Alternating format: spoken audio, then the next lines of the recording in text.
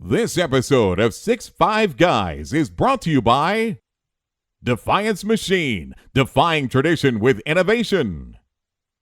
Our Bros Rifles, precision on another level. JC Steel Targets, the industry leader in quality AR 500 steel targets.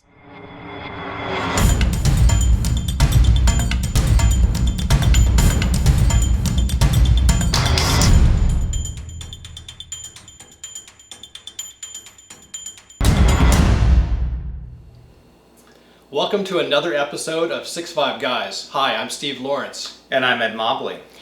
Oftentimes you'll be at a match or on the firing line and you'll see a lot of bipods. And so we're going to talk today a little bit about some of the popular ones that you'll see out there.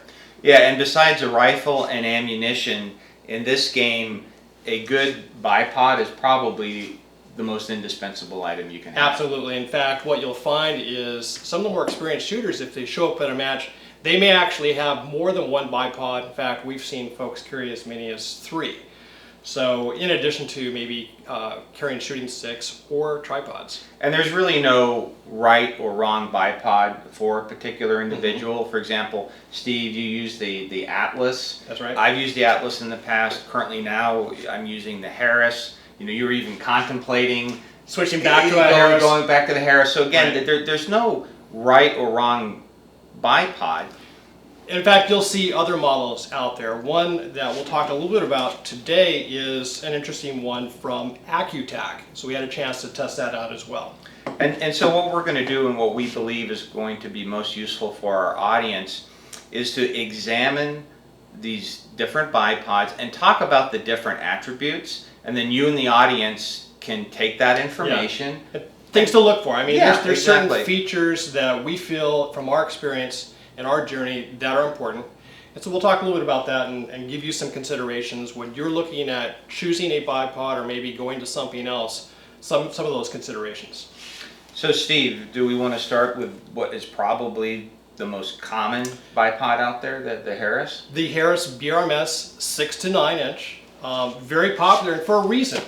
The list price on this is $136. You can actually buy these online directly from Harris at $106.50. So when you're considering something like this is a great way to get in. You know, we would definitely recommend staying away from some of the cheaper models. There are a lot of copycats out there because this is so wildly popular. You know, like a Caldwell or something like that, you can pick up for 40, 50 bucks.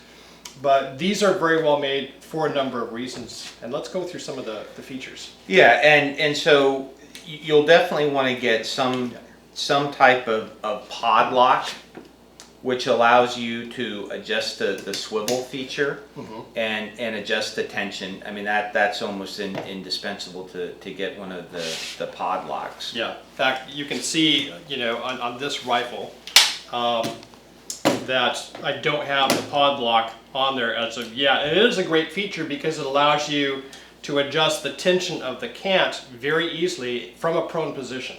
Yeah, and that's one attribute of a Harris bipod in combination with a pod lock, is I found out that when you're in position, in prone, you can get the tension right where you want it. I mean, better than any other bipod that I've played around with. Yeah.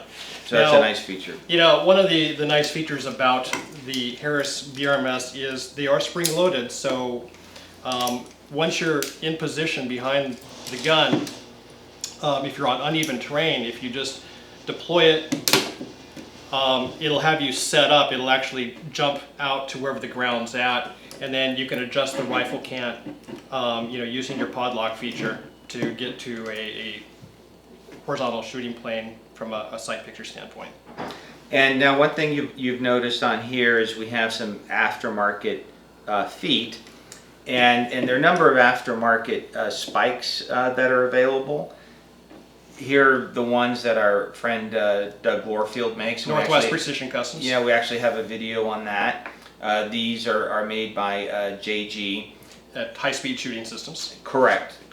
And one of the nice attributes of having spiked feet on both the Harris and also the older model of the Atlas bipod is when you push forward on the bipod, when you have rubber feet, the legs will spin. Well, in fact, one thing to note is the feet on the Harris BRMS, and in fact most of their models are not really rubber, they're actually more plastic in feel. Yeah, it's So- kind of a plasticky, kind of hard. Exactly. Rubber. They Yeah. do fine in grass. You know, Yes. they tend to bounce a little bit on concrete. If you're shooting off a carpeted shooting bench, they'll be fine.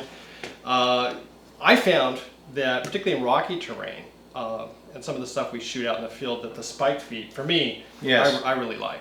Yeah, and so I found out that both on concrete and some of the softer type of volcanic rock that we have up here, these work really well. But again, I just like the fact that because your point of contact is centered up, your legs won't spin on hard surfaces like concrete or wood. Yeah. And so that's a really nice feature of getting the spiked feet. Well, the other nice thing I really like about a Harris is how quick they are to deploy. Right. Right. So if you're in going in and out of barricade ports, and you move down to a prone shooting position, you can kind of quickly pull these out. Or in fact, if you're on a barricade, you can actually pull them back. Boom. And Now that can be considered a feature or benefit in some cases, or a drawback, because That's true. because I've been in situations where I would have liked to have been able to kind of pull back on the rifle without the barrier. without the legs folding up. Yeah, that's true. And yeah. So you can't pull back on the rifle a lot of times if you're trying to do a reverse load. You know, the bipod legs can actually collapse on you. And what's nice about the speed factor on that is a lot of times you'll want one leg down and one leg up Yeah. when you have those holes in the barricade. Yeah. And you can, and on that leg that's down, you just wrap your hand around that, and it provides a very solid foundation, and you can just do it quickly, which is what's nice. Now let's talk also a little bit about some of the features related to mounting. Typically, right out of the box, a Harris BRMS you'll be able to mount it up to a sling swivel stud on a standard rifle, very popular. So from a hunter's rifle, you'll typically find those. They don't have out-of-the-box functionality to hook up to a Picatinny rail, which you'll find on more of the tactical rifles. So the benefit of the stud mount when you're starting out is every rifle has a stud, and so you can easily get into the game and get your bipod attached. But what I'm finding out is that particularly when you're really starting to push hard on the bipod and you do a lot of barricade work, it can put a lot of stress on that stud. And so right now I actually have a crack developing around my stud because of that. Yeah, because a lot of times you're pretty aggressive, or you can be aggressive in terms of loading that bipod, putting a lot of weight just on that single point on your rifle stock, and it can begin to develop cracks. Not so much in the prone position, but on barricades. Yeah, I mean, exactly. you're just really, Jamming it in. I mean, you're really jamming it in there. So what's nice about the Picatinny rail option, particularly when you've got these carbon fiber stocks, is it kind of distributes the load a bit across the 2 points, which I find is a benefit. But it's quick too. Yeah, now, you don't have to spend a ton of money to get a Picatinny rail type of attachment. So why don't we go ahead and zoom in on this. This is another model of a Harris we'll talk about in a moment. But here what I've done is purchased a mount off eBay. Doesn't cost a lot of money. In fact, I believe I spent around $8 to $12 for this. And because there are better solutions, and we'll get to those in a moment. The reason is I don't use this particular bipod a whole lot. I may put it on for a particular stage. But it allows you to connect your Harris bipod to a sling stud that is actually on this mount, and then this gives you a way to attach it to a Picatinny rail. There are better options out there. In fact, here, why don't we talk just briefly about this one. This is an option that was actually a combination of a Harris BRMS and the American Defense Manufacturing AD-170S, which is this piece right at the top. Now, how do you attach this mount, which retails for around $60 to $70? You can buy them off Midway for around $65. There's actually another piece, can we zoom in on this, that actually allows you to attach this AD-170S to the Harris BRMS. It's this machine piece actually replaces this. And what I like about this solution is it actually lowers or keeps the bipod much closer to the rifle. It doesn't add a lot of height to it. Correct, and especially if you're shooting prone off of concrete, sometimes when you add all that stuff along with the spiked feet, even if in its lowest setting, the bipod can just be too high. Correct. And then you're just having to hike up the rear bag and get into a uncomfortable position. Now you may ask, okay, well, where do these come from? Where does this piece come from? This is actually developed by one of our fellow precision shooters down in Southern California. His name is Evan Grant. So if you're interested in this solution, we'll go ahead and post up his information. All you have to do is send an email and a check for $30 plus shipping. So you want to email him first and find out how much money it would cost. And so for $106 for this bipod, another $30, and then $65 for the AD-170S, you've got a really great bipod solution. And I think what's cool about this is, since this stuff is all modular, if you wanted to use the spigot attachment on your AI, correct, you can do that as well. And then, speaking of Picatinny rail mounts, here's actually a Picatinny rail section that'll actually go onto the accessory rail of the AI stocks, on-shoot stocks, anything that just has that standard accessory rail underneath the stock. And so this is another option of mounting a quick release bipod to your rifle.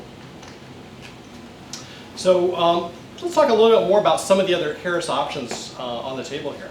So besides the 6 to 9. Yeah, I mean, again, this one right here is the classic. I mean, most folks are going to start out with this one. In field conditions where the sand is really soft, what you'll run into, particularly with this, is your legs just aren't long enough, and they just get buried into the sand. Right. And so you want a little bit of extra elevation. So one option is to go the next size up. 9 to 13. Correct, which is their HBMLS.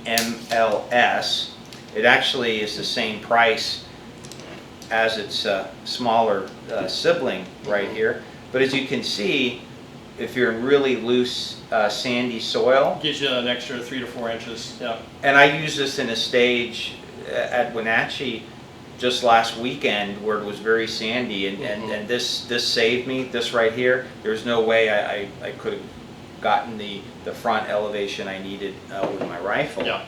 But then another option, if you want to go really long. Yeah. These type of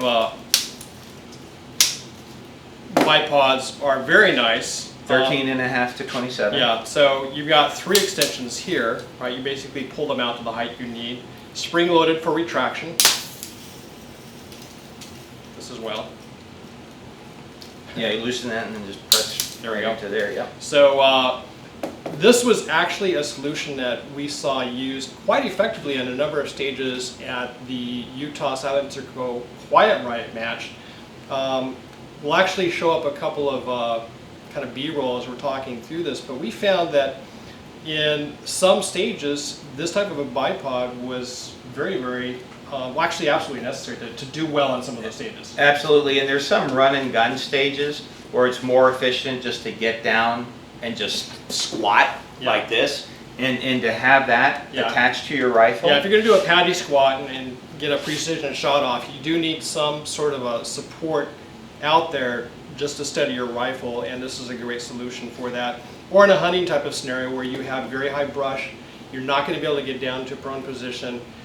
just so you can get your rifle high enough off the ground to get a good sight picture. So this type of a bipod would be indispensable. And also in its retracted position like this, if you want to practice your high prone position, like you're really high prone, this allows you to do that without having to set up like a milk crate or something like that. And from a shooting position as well, you know, again, back to that Silencer Co. match, they had a stage where you actually had to take a seated shot at precision targets that were way out there, and the only way that folks were actually to score some of those points were, again, using a tall bipod. Correct. Nothing from the rifle could touch the ground, but it could touch your body. Yeah, so they put them on their feet. Talk about gaming, right? Aside from the mini models of the Harris bipod, there are actually a number of companies that provide options, add-ons, and accessories as well. In fact, our buddy Doug Lorefield of Northwest Precision Customs provides a kit for $89.95 available off their website, and he calls it the Harris Spiked Feet Kit, which comes with leg extensions as well as legs, and then and they also come with the spiked feet. Right. Again, we have a full video on that. And so what's nice is, you know, you can go from the rubber feet to the spiked feet, and then you can actually get custom extensions made out of aluminum or even carbon fiber. Yeah. Yep. So whatever length you need, those can be custom made. So you don't have to carry an extra long bipod. You can actually just screw on the long leg extensions. And again, as you shoot, you'll find out what size of leg extensions do you want to have in your kit. Yep. And we're actually on this right here is we're actually going to make hash marks, so we know, okay, if depending on certain positions. Exactly. Yeah. So if you're doing, you know, rice paddy prone, you're, you know, at one position, or squatting, you're at one position. Yeah. Yeah. All right. So in the lineup, in addition to what we have here, is of course the Atlas bipod. Again, a very popular option. It's what I'm currently using in my setup.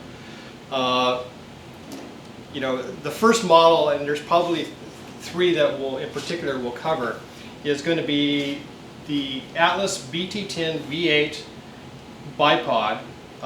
This is the NC version that basically, excuse me, no, this is the one that comes with the screw attachment. Okay, so if you don't have a need for a quick disconnect, you know this is going to be the primary bipod that you'll be using. This would be the option to consider. It doesn't allow you to use some of the additional accessories for mounting this onto rifles, which we'll get to in a moment. This is what I've been using for years. It's sort of a tried and true approach. This is made of anodized aluminum. You basically pull down the locking collar to loosen it, and you can adjust it so it's not spring-loaded. The nice thing about the Atlas is it does allow you to go into an angled setup on your legs. So for example, these legs can be deployed 45 degrees forward or to the rear, which gives you some flexibility depending on the shooting position. So for example, on rooftops or things like that, I found that deploying them a little bit canted forward, for me, tends to work fairly well. And you can pull back on the legs and they won't collapse. Correct. Which is a big plus. But one of the drawbacks is the leg deployment.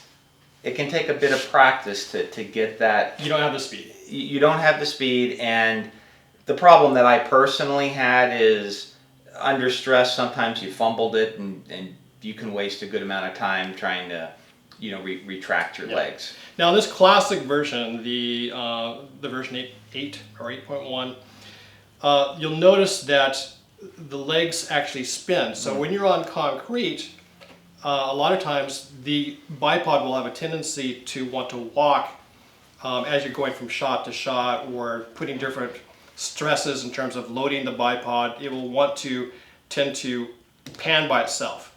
And you can avoid, just like you can with a Harris, you can avoid the leg rolling situation even with the version 8 by putting on some spike spikes. feed. Yes, you can. Yeah, and that's a great option, which is what I've done on my Atlas, and that costs $50. It's a $50 option. The feet actually weigh an additional 2.7 ounces, so if weight's a factor, it's a consideration. Now, from a weight standpoint, the Atlas is actually around 12 ounces versus the Harris, which is 14. Yeah. So the Harris is going to be a little bit heavier. And just, Steve, to briefly go back to the clamping system again, with this version right here, you're pretty married to that. Yeah. So if you wanted to add a spigot, you won't be able to do it. Or quick disconnect, it's not happening. Yeah. However, this version right here, this is universal, so it allows you to add the quick disconnect or the spigot mount, which is a very useful feature. So for you folks that are interested in the model that actually has more flexibility in terms of mounting options, this is the Harris BT10 NC, meaning no clamp, version 8 bipod. Again, from a pricing standpoint, this is $219, which is going to be the same as the one with the clamp, right? The screw-on clamp. So it's $219 retail. You can buy these directly through Atlas.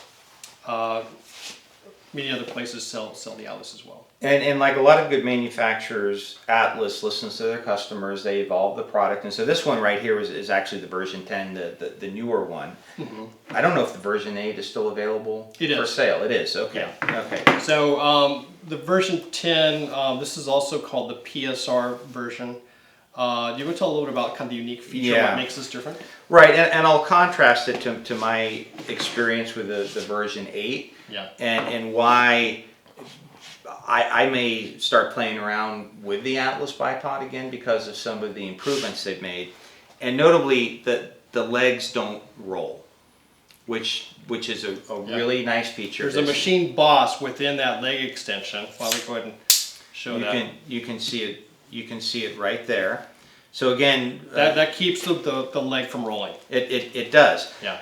But again, you can get around that rolling issue by rolling with spikes. Yeah. But there are other improvements in this area here that on the older model, because of the way that this could tilt back and forth, and we've got some B-roll here, we'll show you that when you use this in combination with the spigot mount on the AI or on an AICS, whenever you loaded the bipod forward, what it would do is it would really limit the amount of cants you could have. It would, and I would find myself on uneven ground where I needed just an extra little bit of cant, and I couldn't do it. So I found myself either trying to bury one leg or try to elevate another leg, while the Harris just was very smooth and just had a real but now with the new version, right? You don't have that version 10. Yeah. You don't have that problem. Yeah, you don't have that problem because it'll still you can load it fully with the spigot mount, and you don't have any issues with it affecting the ability to cant it left or right. And also what you'll see in our B-roll right here is on the older version, when you loaded into it, there was more of the swivel fore and aft, and even during the recoil impulse, because it moved a lot like that, there was a lot more reticle hop. Yep. While you don't have that issue, you could with this newer version 10. So as soon as I get a pick rail section to use on my Manor stock, I'm going to give this a try and see how it works, because we see a lot of good shooters using that Atlas bipod. So on the spigot mount, this is the type of mounting solution that you would use for a rifle like this. So this is an AICS 2.0 chassis system, and this would go onto the Atlas bipod, the NC version, right? So it would go onto this, and then this would mount up into your chassis. I think it's a great solution. I really like it, especially with this new version of the bipod. So this spigot here, that is available through Atlas. It's the BT9 spigot, and that's a $70 option. And what's nice too is they have a tensioning option right here. Yeah. That some folks, when the spigot goes into the AICS, they don't like the slop in there. They want to get rid of that. So you can just tighten this right here and get rid of the slop. Yeah. So then the only cant that you get is that nice fluid cant that From the comes. bipod. Yeah, that comes from the bipod. Yeah, yeah.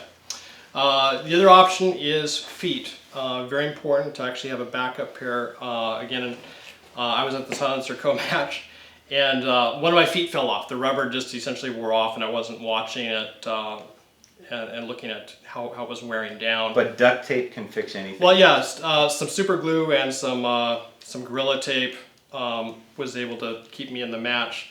So I ended up ordering, of course, replacement feet, again, available through the folks that make Atlas. These are $20 for replacement feet. Nice thing about these, and I think we mentioned this, is how easy the detent. Yeah, the detents come off. You know, you basically just need a sharp point, and these feet can pop off. Push in here and you can pull. These feet pop off pretty quickly, and you know, I could put in my new one. It just has this little retaining spring tension retaining pin that you just push it in, and it line it up with a hole, and it locks it in. Yeah, you contrast that with what you have to do on a Harris bipod.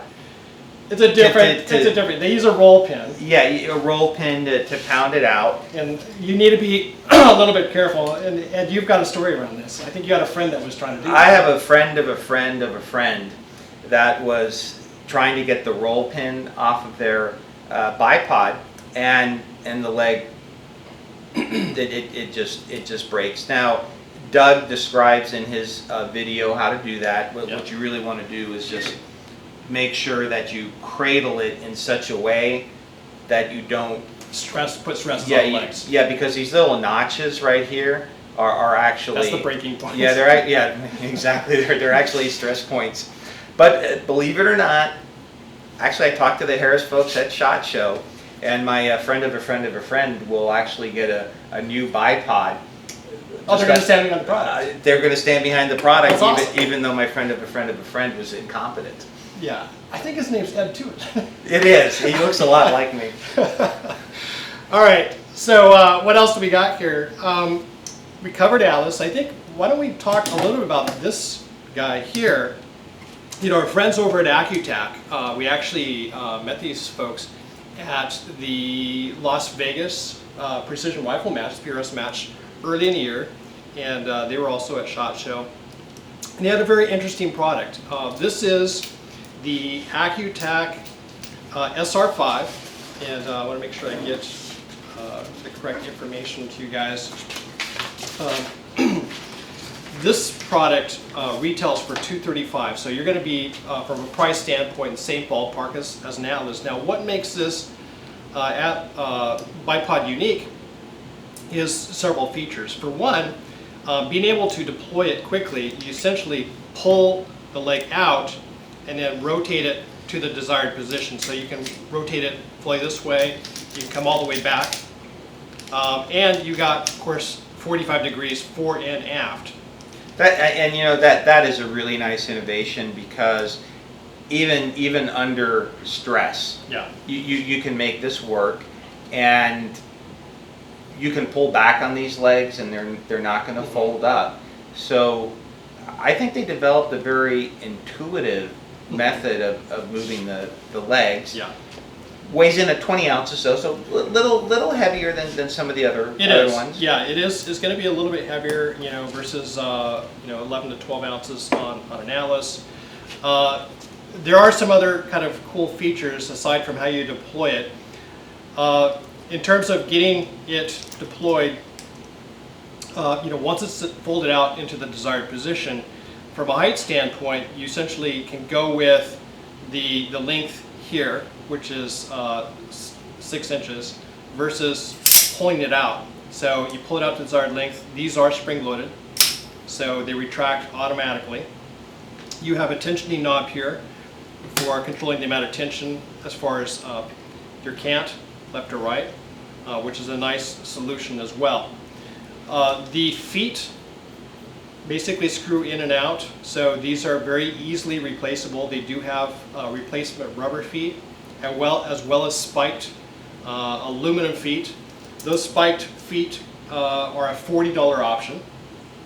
And another observation about the retraction system is on other bipods, I've had this happen to me, is you can get sand and grit in here, and it can sometimes make it difficult to move the legs.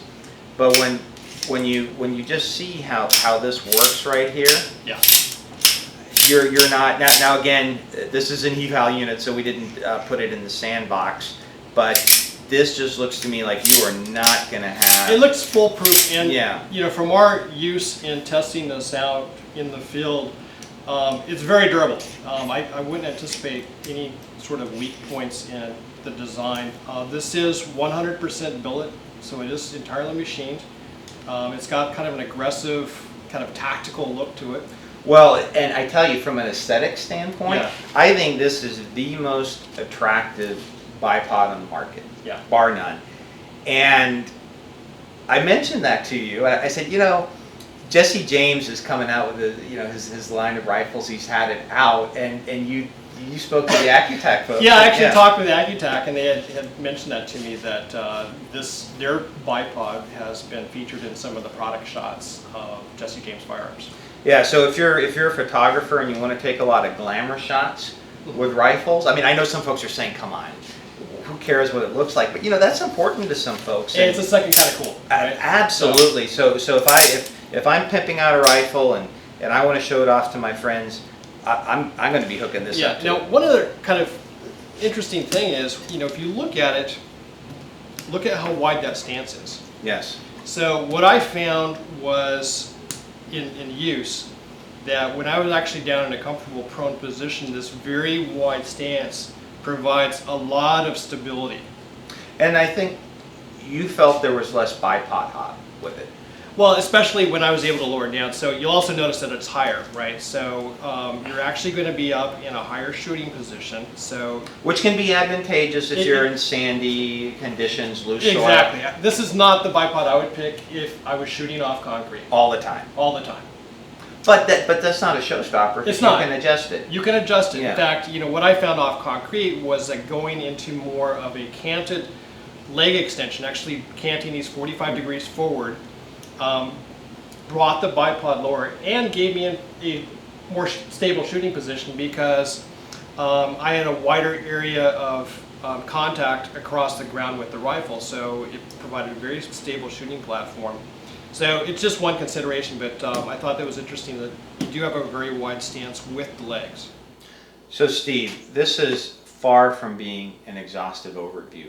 There are other bipods out there on the market. For example, one of our SHOT Show videos was around the Elite Iron Yeah, bipod. so we'll go ahead and roll a little bit of B-roll for you guys.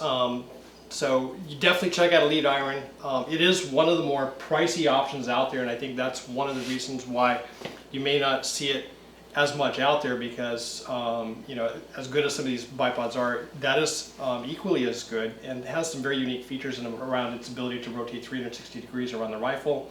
You can actually deploy it upside down. But it is what, like close to $400 or $500 was my recollection. But again, I mean, something worth considering. Yes, absolutely. Now bipods don't only have to be on the front of the rifle; they can be on the rear of the rifle. Yeah, absolutely. And in fact, you know, we brought along a few options to consider as far as bipod shooting sticks.